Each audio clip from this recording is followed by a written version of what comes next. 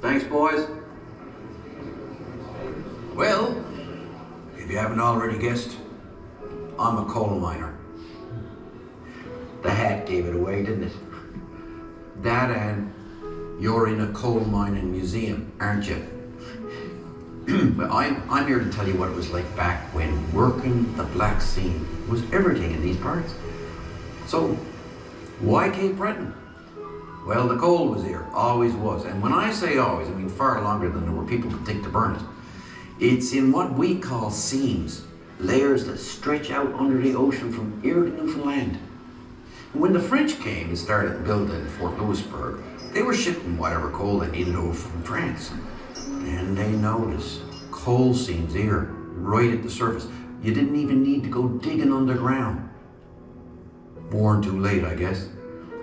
Then, when the Brits come along, they realized that there was a big market for it here, especially with the US of A right next door. So they started digging and followed the seams right down under the ocean floor. Then with steam power, they could dig even deeper because now the machines could pump the water out and the fresh air in. But the actual digging the coal is what you call labor intensive. So the mining companies needed more and more men from Newfoundland, from Scotland, from Eastern Europe, the West Indies. Towns sprouted up around the mine heads. By the time World War I started, there were 12,000 miners in Cape Breton. Guns, tanks, ships, trains, they were all made of steel. And more steel meant more coal to fire the foundries, to stoke the boilers, the ships and the locomotives, to keep the home fires burning. Before oil came along, it was the rock that burns powered everything. You know, I don't think that's what they're here for, dear. What do you mean? Well, I think they're more interested in knowing what it was like. For you, for the miners and their families living and working here through the years. Come on now. You'd come home after a day working in the pit. Not looking like this, I wouldn't. And I would say, how was your day? And you would say, not much. It's all coming back to me now. Well, I'd get up in the dark, work all day in the dark, come home in the dark, next day, do it all again. But after 2 days at home, he couldn't wait to get back down there. It was me who was in the dark. Well, it's not like there were a lot of other choices here. Besides, it's the old story. My father was a miner, his father was a miner. A job like that gets in your blood. Gets in your lungs, more like it. Pretty good money for a kid right out of school. It was not bad by the time you got into it, but them old-timers, they did not have it easy. You're right about that. Working from the time they were 12, breaking their backs for a few cents per ton. Most of which ended up back at the till at the company store. At least we didn't have to shop here. But for them, this was their only choice. Oh, they had choices, all right. Eat less or earn more. The company could charge whatever it damn well liked for rent, for food. Sometimes when the miners got their pay envelopes, they owed more than what they had made. Those bloodsuckers at Besco, they had no love for mining. Money. That's what they loved. We had to fight them for every penny. All the rights that we enjoyed were fought for by the miners that come before us. But you can't fight economics. Competition with the Americans, oil coming in, bringing coal up from under the ocean floor become too costly. So in the end, in 2001, they shut it all down. Probably for the better. You don't believe that? Yes, I do. Because our Liam would never have to go down into the pit. He'd never have to dig some buddy of his out from under a ton of rock or risk being burned up by a methane fire. And you'd go right back down there in a minute if you could. You're probably right. Something about being down there. I can't explain it. Well, if you can't explain it, I guess you'll just have to show them then. What? This lot here? Are you sure? With an old fossil like you leading them, I'm sure they'll be okay. Oh, there's a sound you don't hear anymore. Well, come on then. The old fossils here, come on.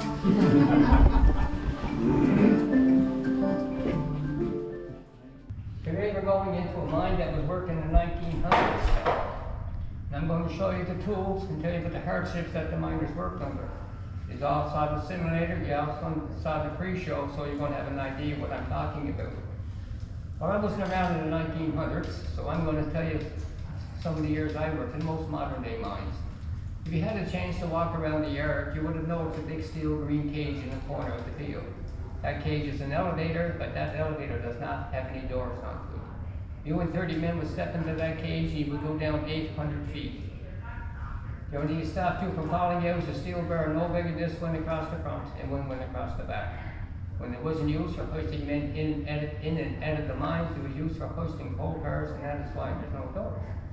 It takes 7 minutes to get to the pit bottom. Once you get to the pit bottom, you're going to exit the cage, come out to a big open area called the motor road, main transportation system in the mine.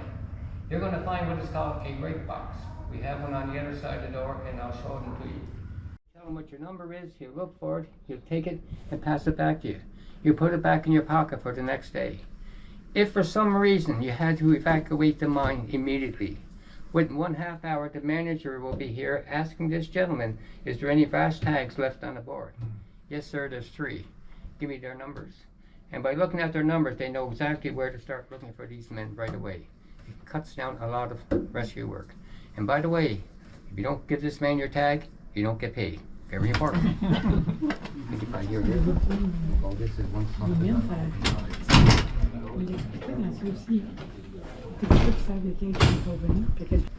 Now when I told you there's a brake box on the other side of the door, this white one here is of no essence at all.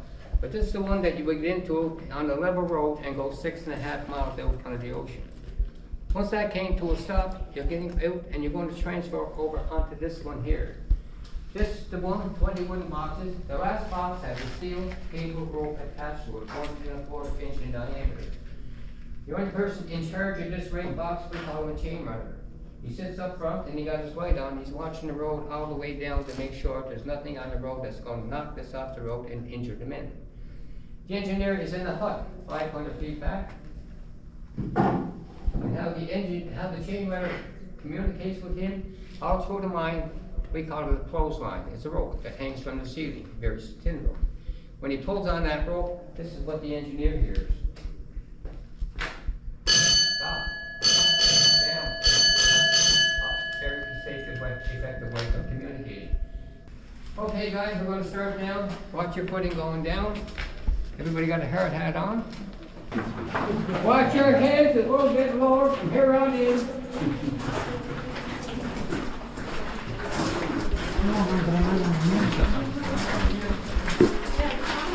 I'm going to put my light on this wall. This is the coal seam in this mine right here. It starts right here, as you can see. This is nothing but coal. This coal seam is 52 inches high. The height of your coal seam dictates the height of your mine.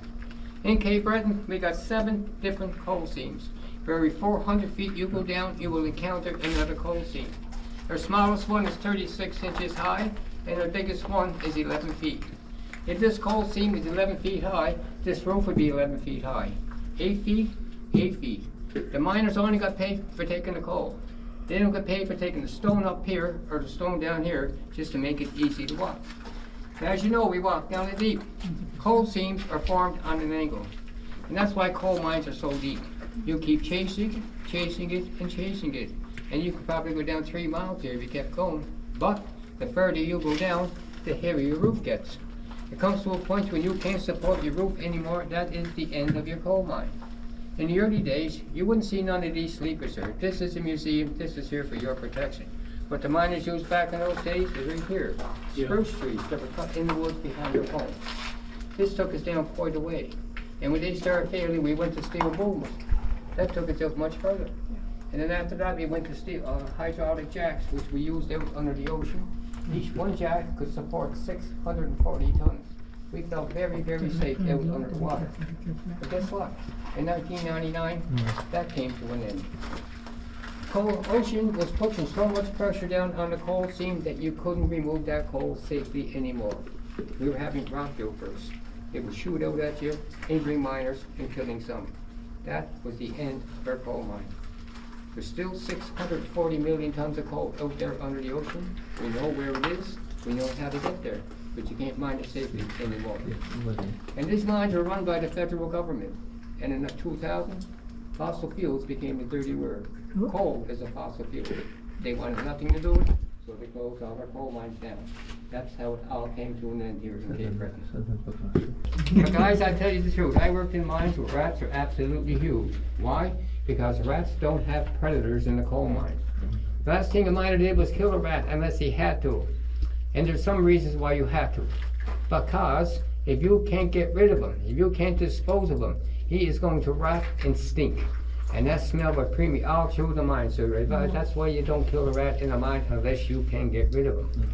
And then again, the rats were very beneficial because they kept the mines exceptionally clean. Anytime you had that last piece of food that was dirty, you didn't want to eat it, you threw it onto the ground. Within minutes, it was gone. It's just that they would fight over it. They're cannibalistic. And it was the noise that irritated the miners. In my 30 years, I never heard of anyone being bitten or attacked by a rat. Heard stories, but I didn't believe them.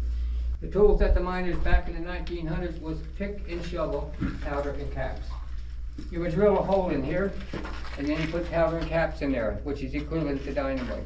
You set that charge off, this large block of coal here is going to come flying out here onto the ground. You're going to load it into the box, send it on display. And then you're going to do this over and over and over again until you're in there 24 feet. And once you're in there 24 feet, you're going to go 12 feet that way. Once you take all of the coal out of there, what you got left is a big empty void. That void is now called a room. So you take out your chalk and you mark off 30 feet. You do not touch that coal. That coal is called a pillar. You cannot take all of the coal out of the coal mine. You need something to support the roof. So you cut a room and leave a pillar. Cut a room and leave a pillar. Very safe, effective way of mining until you start cheating. And what I mean by cheating is the pillar coal is the easiest coal to take. You start stealing the pillar's coal. Instead of 30 feet, your next one is 25. You're down to 20. And you begin to wonder, why is the roof falling in on us and killing us? Because you're stealing the pillar's coal. Okay, you want to just go ahead and butt your head. I have a feeling I know what's that. No, just sit there. Keep going. Stop. What's your name? What? What's your name? Buddy. Goodbye. I don't. He can see us. Yeah, I can see that. Oh, I wouldn't send him up there in the dark like that, no. Oh. But that's how quick the darkness can swallow you up. Watch your head again.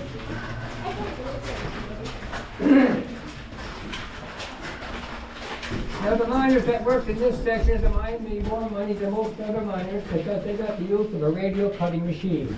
It's operated by compressed air, but unfortunately it's not working, and I'm glad. Because if I was to start that up and make that much noise, you would run out that level stream. When he starts the machine up, there'll be 3 steel picks protruding from the head of it. And that machine just goes in and out, in and out, in and out, until he's in there 8 feet and 12 feet across. Now, he's cutting coal. He's removing coal.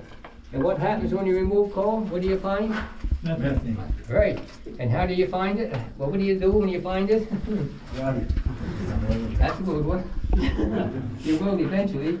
The canary, miner's best friend. While he's cutting coal, his buddy's going to hold the bird up to the roof because that's where methane gas goes. It's lighter than there. He's watching him. The bird is calm. Everything is all right. But the bird is fidgety, bouncing around in the cage. That is an indication methane gas is present. He tapped his buddy on his shoulder and says, "Stop, we have gas." We have a thing in the mines called flume, very, very thin plastic. We would cut that airway down in half, forcing most of the air coming up there to come in here and sweep out the gas and take it out to level. 20 minutes later, we put the canary back up, and the canary calmed down. He would say, "Continue mining." If you put the canary up and the canary fell over, get the hell out as soon as you can. Now like the horse, the canary got to go home with the miner every day. This is the only thing that the miners got free from the coal company. For the obvious reason is the coal company didn't want their mines to blow up. And they know the canaries would prevent that. And the miners were very, very happy to get them. They saved a lot of miners' lives. Now that's said and done, we will take this drill down, put it in a safe place. I'm going to take up another drill, hold it against my shoulder. I'm going to drill 3 holes up there, and I'm going to put powder and caps in there, which is equivalent to dynamite. I'm going to wire them all together. There's going to be cable laying on the floor there 200 feet long. I'm going to stretch that cable out as far as I can where I'm going to be safe. I'm going to touch 2 wires to a battery. There's going to be one hell of a big bang. This large block of coal behind me is going to come flying out here onto the ground and create one huge pile. 15 to 20 minutes later, after the dust and smoke has settled, the miners will return. The first thing they must do is put up new roof supports to support the roof where the coal used to be. Never, ever, ever go under any roof that's not supported. They could fall on you and kill you at any time. Then they call for the old boys with the ponies and boxes, and they'll start loading the coal with these little pan shovels right here. That's what they use today to load the coal into the box. Each box of 2,000 pounds, which is equivalent to 1 ton. Once the coal is loaded and sent on its way, they would set it up and they'd redo it all over again. And the only reason I worked in that mine, guys, is because I had a girlfriend. She wanted to find the things in life. She wanted to go to AW and those fancy places, right? So I married her. And this was in 1967. I forgot to tell you that when I opened up. This mine opened in 1967. This museum was opened in 1967. I got married in 1967. And that's the last season that Chandler won the Stanley Cup. Okay, guys, be careful coming out of there, please.